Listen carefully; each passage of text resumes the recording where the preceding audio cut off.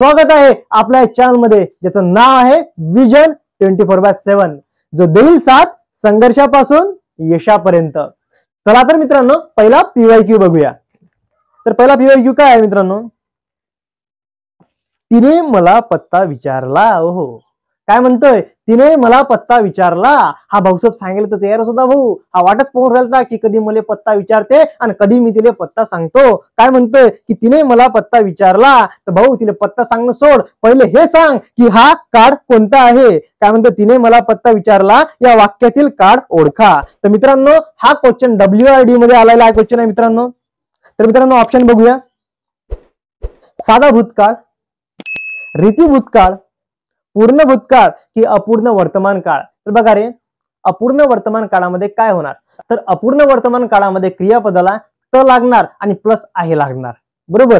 तसेच पूर्ण भूतकाळामध्ये क्रियापदाला ला लागणार आणि ला प्लस होता होती होते लागणार, बरोबर। मग येतो रीती भूतकाळ, तर रीती भूतकाळामध्ये काय होणार, रीती भूतकाळामध्ये क्रियापदाला त लागणार आणि प्लस असे लागणार, बरोबर। नंतर काय येतो साधा भूतकाळ, साधा भूतकाळामध्ये क्रियापदाला लाला लिहिलेल्या लागणार। पण सर हे सगळं माझ्या डोक्यावरून गेलो सर, मला तर काही समजलंच नाही। तर बघा, आपण पूर्णपणे याचं विश्लेषण करू मित्रांनो। तर बघा रे, काय होतंय, अपूर्ण वर्तमान काळ। आता बघा रे, आपण एक क्रियापद घेऊ मित्रांनो, तुमचं फेवरेट क्रियापद, जे तुम्ही लहानपणापासून शिकत आले की खेळतो खेळतो खेळतो, बरोबर। हेच क्रियापद आता आपण इथं वापरू मित्रांनो। तर बघा रे, क्रियापदाला त प्लस आहे म्हणजे खेळत आहे, कोणता काळ असणार मित्रांनो, तो असणार अपूर्ण वर्तमान काळ, बरोबर।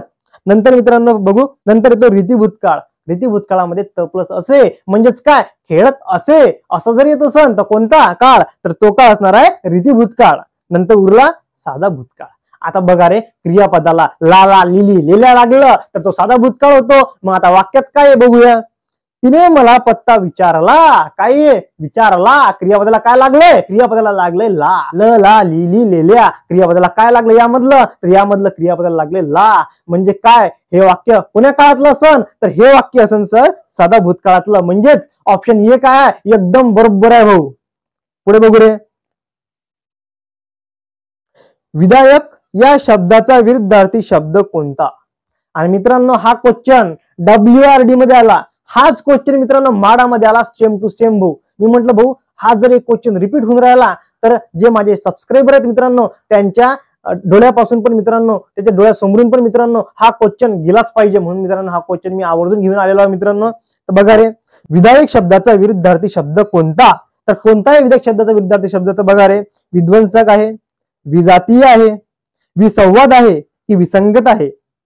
याचं करेक्ट उत्तर काय आहे, म्हणजे काय याचं करेक्ट आन्सर काय आहे, याचं करेक्ट आन्सर काय आहे, तर करेक्ट आन्सर याचं ऑप्शन ए विध्वंसक। म्हणजे विधायक या शब्दाचा विरुद्धार्थी शब्द कोणता, तर कोणता आहे हो, विध्वंसक। नेक्स्ट क्वेश्चन आहे, खालील शब्दाचा समास ओळखा।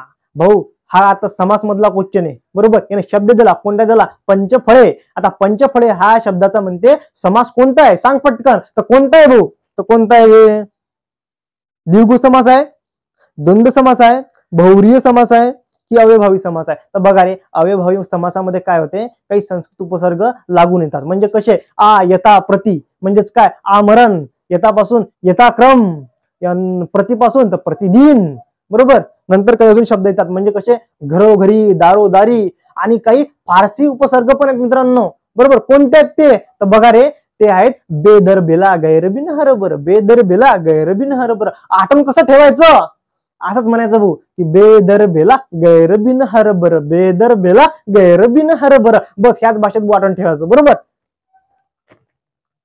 तर मग याचं करेक्ट उत्तर काय असणार आहे, तर बघा आता पंचफळे, बरोबर, म्हणजे काय, आता कसं आहे, ज्यांची MSc झाली मित्रांनो, त्यांचा मराठीचा कधी प्रश्नच आला नाही भाऊ, बरोबर। म्हणजे 12वीत आला असन, पण नंतर मग कधी प्रश्न नाही आला ना। आता मग त्यांनी पण फॉर्म भरलेले आहेत, मग ते कसे विचार करतील याचा विचार करून मित्रांनो मी तुम्हाला शिकवतोय मित्रांनो, बरोबर। मला ते कसे विचार करतील, तर बघा काही जण म्हणते पंचफळे म्हणजे काय, तर 5 फळे, बरोबर। मग आता पारे, आता म्हणजे जेव्हा जेव्हा पहिले पद हे काय राहणार आहे, हे संख्या राहणार आहे। हे जेव्हा पहिले पद काय राहण, तेव्हा पहिले पद संख्या विशेषण राहण आणि दुसरे पद नाम राहण, बरोबर। म्हणजे काय म्हणतोय मी, जेव्हा पहिले पद काय राहणार आहे, जेव्हा पहिले पद संख्या विशेषण राहणार आहे आणि दुसरे पद नाम राहणार आहे, अशा वेळेस कोणता समास होईल, तर अशा वेळेस सर कोणता समास होणार, तर अशा वेळेस समास होणार सर द्विगु समास. बरोबर. द्विगु समासामध्ये पहिले पद हे संख्या विशेषण असते, दुसरे पद नाम असते. म्हणजे आपण एक्झाम्पल बघू मित्रांनो. बघा नवरात्र म्हणजे काय, नवरात्र संख्या आली आणि नाम आलं. बरोबर. नंतर काय, तर नंतर नऊ ग्रह काय आले भाऊ, नऊ आणि ग्रह आले भाऊ. बरोबर. पंचमुखी म्हणजे काय, पाच मुख म्हणजेच काय पंचमुखी.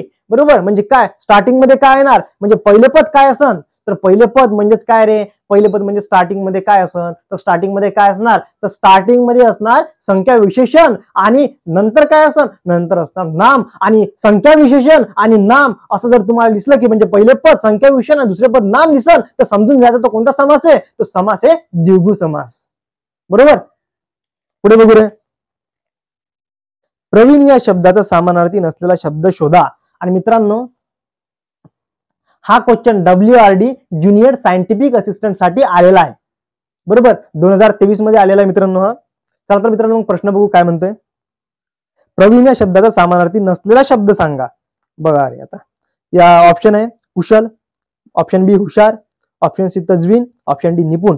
आता बघा रे प्रवीण. बरोबर.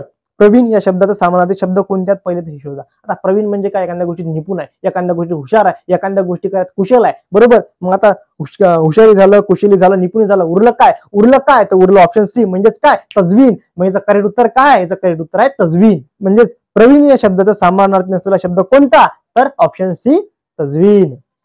पुढे बघू रे.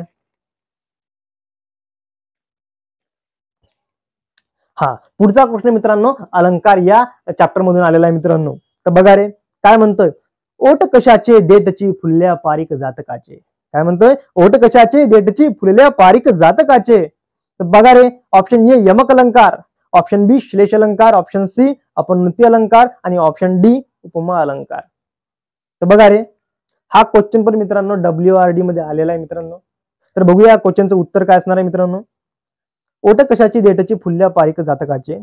तर हा अलंकार कोणता आहे, यमक अलंकार आहे, श्लेष अलंकार आहे, अपनुती अलंकार आहे की उपमा अलंकार आहे. तर बघा रे उपमा अलंकारामध्ये काय दिले, उपमा दिले जाते. म्हणजे उपमा अलंकारामध्ये काय होते सर, तर बघा रे उपमा अलंकारामध्ये काय होते, जेव्हा तुम्हाला एखादं वाक्य दिसू राहिलं जर तुम्हाला सम, समान, सारखा, प्रमाणे, परिगत, काय म्हणतोय मी, सम, समान, सारखा, प्रमाणे, परिगत हे जर शब्द दिसले तर समजून जायचं भाऊ तो कोणता अलंकार आहे, तो अलंकार आहे उपमा अलंकार. सर एक्झाम्पल द्या ना सर, मला काही समजून नाही राहिलं. देतो ना, थांबा ना 2 मिनिट. बघा रे कोणतं एक्झाम्पल दे. बघा रे हा ती चंद्रासम मला सुंदर दिसते. काय म्हणतोय मी, ती चंद्रासम सुंदर दिसते. आता काय म्हटलंय मी म्हणलंय ती चंद्रासम सुंदर दिसते. कशासम, चंद्रासम. काय वापरलंय, सम, समान, सारखा, प्रमाणे, परिगत हे जर शब्द आले असतील तर तो कोणता अलंकार आहे, तो अलंकार आहे उपमा अलंकार. मग हा कोणता अलंकार आहे, बरोबर. हा अलंकार करण्यासाठी बाकीचे पण आपण प्रकार पाहू की कोणते कोणते.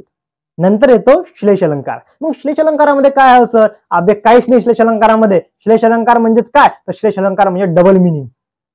कसं काय, तर बघा रे आता आपण एक्झाम्पल घेऊ. हे मेघा तू सर्वांना जीवन देतोस. हे मेघा तू सर्वांना जीवन देतोस. आता मेघ जीवन देऊन राहिला म्हणजे काय तुम्हाला पैदा करून राहिला का बे, मेघ जीवन देऊन राहिला म्हणजे तुम्हाला पाणी देऊन राहिला. म्हणजे काय झालं इथं, एकाच शब्दाचे 2 अर्थ आणि एकाच शब्दाचे जर 2 अर्थ होत असेल तर तो कोणता अलंकार आहे, तो अलंकार आहे श्लेष अलंकार. म्हणजे मित्रांनो एकाच शब्दाचे जर 2 अर्थ होत असेल तर कोणता अलंकार आहे, तो अलंकार होणार श्लेष अलंकार. पुढे बघू रे. यमक अलंकार. यमक अलंकारामध्ये काय, यमक अलंकारामध्ये यमक असतील. तर एक्झाम्पल देतो मित्रांनो. बघा रे त्या गुलाबी ओढणीने चंद्राला झाकले. भाऊसाहेब हे मी जे तुम्हाला उदाहरण देऊन राहिलो ना, हे सगळे उदाहरण ओव्हन आहेत मित्रांनो, स्वतःचे आहेत भाऊ. बरोबर. तर बघा रे काय म्हणतोय उदाहरण, काय म्हणतंय एक्झाम्पल. त्या गुलाबी ओढणीने चंद्राला झाकले. त्या गुलाबी ओढणीने चंद्राला झाकले. त्या गुलाबी ओढणीने चंद्राला झाकले. ती फुल मागत होती, मी हृदयच देऊन टाकले.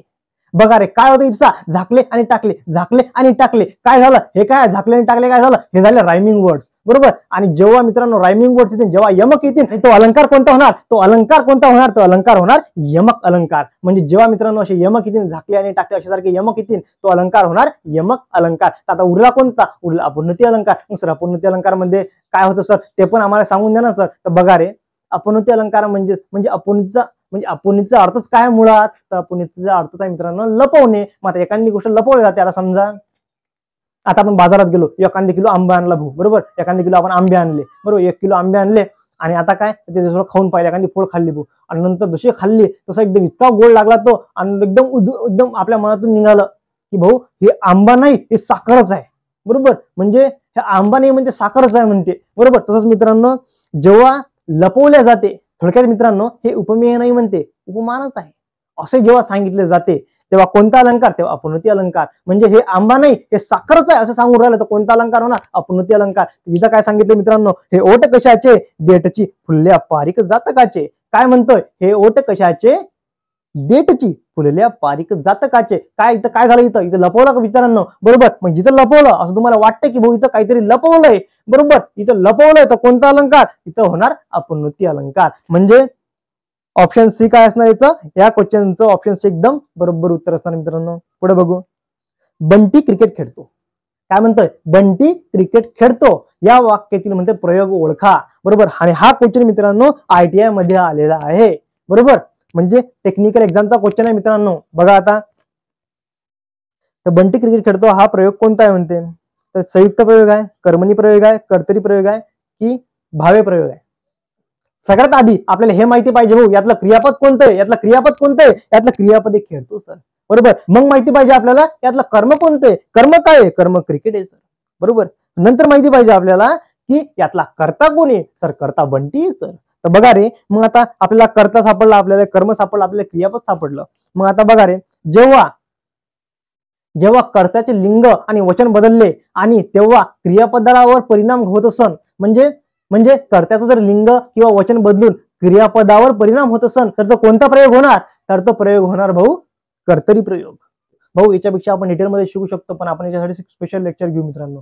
सध्या फक्त आपण बेसिक गोष्टी शिकून राहिलो. बरोबर, नंतर बघा रे, मग आता नंतर कर्मणी प्रयोग. आता कर्मानुसार म्हणजे कर्माच्या लिंग वचनानुसार जर क्रियापद बदलत असन तर कोणता प्रयोग झाला? तो झाला कर्मणी प्रयोग. आणि मित्रांनो कर्त्याने बदलत नाही म्हणजे कर्त्याचं लिंग वचन बदललं तरी बदलून नाही राहिलं क्रियापद आणि कर्माचं बदललं तरी बदलून नाही राहिलं क्रियापद, अशा वेळेस तो भावे प्रयोग होणार मित्रांनो. तर बघा रे, बंटी क्रिकेट खेळतो. आता आपण बंटीच्या जागी काय करू? आपण बबली ठेवू ना बे, तर बंटीच्या जागी बबली ठेवा ना. आता काय म्हणून? बबली क्रिकेट खेळते. काय झालं? खेळतोचं काय झालं? खेळतो झालं खेळते. म्हणजे खेळतोचं खेळते झालं म्हणजे काय? क्रियापद बदललं ना बे. मग क्रियापद बदललं तर मग कोणता प्रयोग होणार मित्रांनो? हा बरोबर, म्हणजे काय झालं? कर्त्यानं क्रियापद बदललं म्हणजे कर्त्याचं लिंग बदललं तर क्रियापद बदललं तर हा कोणता प्रयोग होणार? तर हा प्रयोग होणार कर्तरी प्रयोग. म्हणजेच या प्रश्नाचं ऑप्शन सी काय एकदम बरोबर आन्सर आहे मित्रांनो. नेक्स्ट क्वेश्चन बघूया मित्रांनो. भयानक वादळात मोठी झाडे सुद्धा कोसळली. आता काय म्हणतोय? यातील म्हणते विशेषण सांगा. भयानक वादळात मोठी झाडे सुद्धा कोसळली, यातलं म्हणते विशेषण कोणतं आहे ते ओळखा. तर हा क्वेश्चन पण WRD मध्ये आलेला आहे मित्रांनो. तर ऑप्शन ए भयानक झाडे सुद्धा, ऑप्शन बी मोठी झाडे सुद्धा, ऑप्शन सी भयानक मोठी, ऑप्शन डी वादळात कोसळली. तर बघा रे, या वाक्यात ना सगळ्यात पहिले नाम कुठे आहे ते शोधा. या वाक्यात सगळ्यात आधी हे शोधा की नाम कुठे आहे. बघा रे, भयानक वादळात मोठी झाडे सुद्धा कोसळली म्हणजे वादळ काय? वादळ नाम आहे ना भाऊ.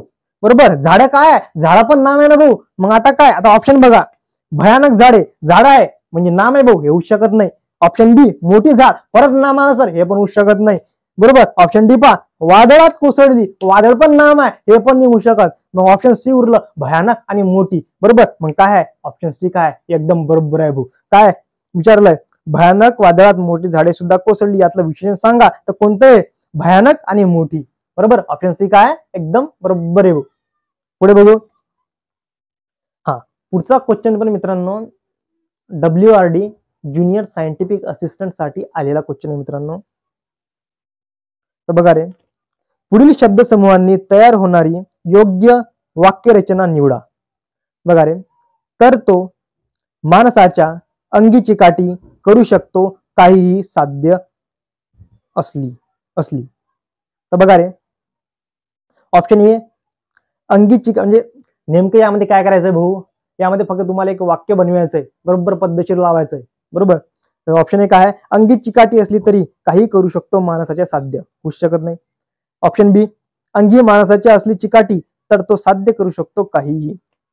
ऑप्शन सी अंगी चिकाटी असली तर तो काहीही करू शकतो साध्य माणसाच्या. यापैकी एकही होऊ शकत नाही. आता डी बघू.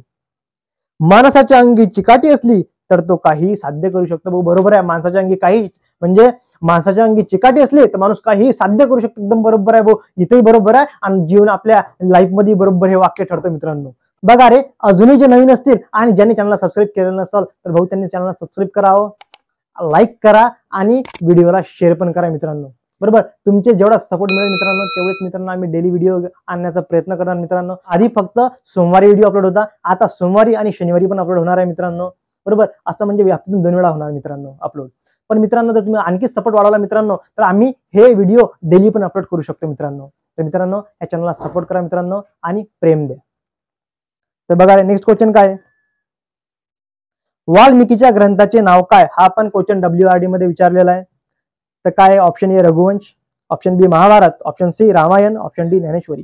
याचं करेक्ट उत्तर काय? याचं करेक्ट उत्तर आहे ऑप्शन सी. वाल्मिकींच्या ग्रंथाचं नाव काय? तर वाल्मिकीच्या ग्रंथाचं नाव काय आहे? रामायण. पुढे बघू रे, हातभार लावणे या वाक्यप्रचाराचा अर्थ काय? ऑप्शन ए अमाप गोष्टी मिळवणे, ऑप्शन बी मदत करणे, ऑप्शन सी हजर राहणे, ऑप्शन डी गवताचा भारा बांधणे. करेक्ट उत्तर काय यायचं? आता आमच्या गावाकडे की नाही वावरात की नाही पराठा वेचायला येतात बाया. बरोबर, मग एखादी म्हातारी बस एकदम मोठा गट्ट करते पराठ्याचा, मग म्हणते भाऊ थोडासा हातभार लाव रे, ओय पोऱ्या म्हणजे थोडासा हातभार लाव रे. हातभार म्हणजे हातभार लावणे म्हणजे नेमकं काय? तर हातभार लावणे म्हणजे मदत करणे. बरोबर, काय इथं ऑप्शन ए अमाप गोष्टी मिळवणे, ऑप्शन बी मदत करणे, ऑप्शन सी हजर राहणे, ऑप्शन डी गवताचा भारा बांधणे. करेक्ट उत्तर काय? याचं उत्तर आहे ऑप्शन बी मदत करणे. बरोबर, हातभार लावणे म्हणजे मदत करणे. पुढे बघू रे, बाप रे रस्त्यावर केवढीही गर्दी. बरोबर, हे वाक्य कोणतं आहे मित्रांनो? वाक्याचा प्रकार ओळखा म्हणतोय. बरोबर, हे पण मित्रांनो ITI मध्ये आलेला क्वेश्चन आहे मित्रांनो हा. बरोबर, पुढे बघू रे, हे वाक्य नकारार्थी आहे, उद्गारार्थी आहे, प्रश्नार्थी आहे की आज्ञार्थी? यात प्रश्न नाहीये, नकार नाहीये, कोणतंही भाऊ वाक्य हे वाक्य उद्गारार्थी. बरोबर, बापरे रस्त्यावर केवढीही गर्दी, वाक्याचा प्रकार कोणता आहे? तर ऑप्शन बी बरोबर उत्तर आहे काय? उद्गारार्थी. नेक्स्ट क्वेश्चन आहे मित्रांनो, आभाळागत माया तुझी आम्हावर राहू दे. बरोबर, काय म्हणतोय? आभाळागत माया तुझी आम्हावर राहू दे. ऑप्शन ए अतिशयोक्ती अलंकार, ऑप्शन बी अनुप्रास अलंकार, ऑप्शन सी दृष्टांत अलंकार की ऑप्शन डी उपमा अलंकार. कोणतं याचं? बघा रे, अतिशयोक्ती. बघा अतिशयोक्ती अलंकारामध्ये काय होतं तर बघा रे, आता एक्झाम्पल देतो तुम्हाला. आता तिला एखादं गिफ्ट समजा तुम्ही दिलं नाही तर बरोबर ते एखाद्या कोपऱ्यात बसते आणि तिची मैत्रीण सांगत येते, काबे म्हणते इनमिन म्हणते 5,000च्या गिफ्ट साठी म्हणते, तिला रडवलं म्हणते, ते किती रडून राहिली म्हणते, तुला माहित आहे का म्हणते, समुद्रात रडली म्हणते. ते तरी वाटत असं भाऊ बरं झालं मी तिच्या पाशीन होतो, आता मी त्यात वाहून गेलो असतो. समुद्रात रडून राहिली म्हणजे काय? म्हणजे काय एवढी रडून राहिली का म्हणते? एका घंट्यात काय म्हणते समुद्र निर्माण केला का म्हणते ना? म्हणजेच एवढं बळून चढून जेव्हा फेकायला ताणल्या जाते मित्रांनो तेव्हा तो अलंकार कोणता होणार? तो अलंकार होणार अतिशयोक्ती अलंकार. एकदम म्हणजे फेकायला ताणल्या जाते, एकदम फेकायला माय हे फलान माय ढमकार, एकदम जेव्हा फेकायला ताणल्या जाते मित्रांनो कोणता अलंकार? तो अलंकार होणार अतिशयोक्ती अलंकार. जर माझ्या गावठी भाषेत मित्रांनो एकदम तुमच्या भाषेत सांगतो मित्रांनो, म्हणजे एखाद्या गोष्टी एकदम बळून चढून सांगणं म्हणजे तो कोणता अलंकार होईल? तो अलंकार होणार अतिशयोक्ती अलंकार. पुढे वगैरे अनुप्रास अलंकार. अनुप्रास अलंकारामध्ये काय होते? एकाच शब्दाची पुनरावृत्ती होते भाऊ. म्हणजेच काय? एक्झाम्पल येतो मित्रांनो, बालिश भाऊ बायकात बडबडला. काय? बालिश भाऊ बायकात बडबडला. ब ब ब ब ब एका शब्दाची पुनरावृत्ती झाली भाऊ, बालिश भाऊ बायकात बडबडला. मग एका शब्दाची पुनरावृत्ती होत असेल तर कोणता अलंकार आहे? तो अलंकार आहे अनुप्रास अलंकार.